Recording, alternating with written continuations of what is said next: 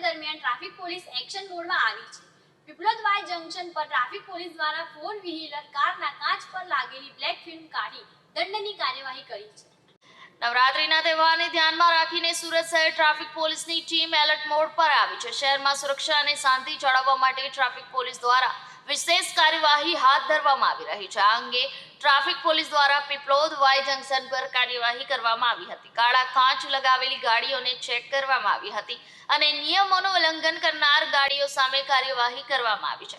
દંડ ભરાવીને ગાડીઓમાંથી કાળી ફિલ્મ કાઢી લેવાઈ હતી। ટ્રાફિક પોલીસના અધિકારીએ જણાવ્યું હતું કે નવરાત્રી દરમિયાન કોઈ પણ પ્રકારની અઘટિત બનાવ ન બને તે માટે આ કાર્યવાહી હાથ ધરવામાં આવી રહી છે।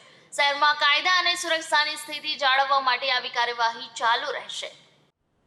નવરાત્રીના તહેવારો ચાલી રહેલ છે અને સુરત શહેરમાં નવરાત્રી તહેવારો દરમિયાન અમારા પોલીસ કમિશનર શ્રી અનુપમસિંહ ગેહલોત સાહેબ, ટ્રાફિક વિભાગના જેસીપી સાહેબ, અમારા ડીસીપી સાહેબ અને અમારા એસીપી શ્રી ટંડેલ સાહેબની એવી એક ખાસ સૂચના છે કે જે ગાડીઓમાં બ્લેક ફિલ્મ લાગેલી છે એ બ્લેક ફિલ્મ વાળા વાહનો વિરુદ્ધ કાયદેસરની કાર્યવાહી કરવી અને આવા વાહનો મળી આવેથી એમના બ્લેક ફિલ્મ રિમૂવ કરવાની કાર્યવાહી ચાલુ છે।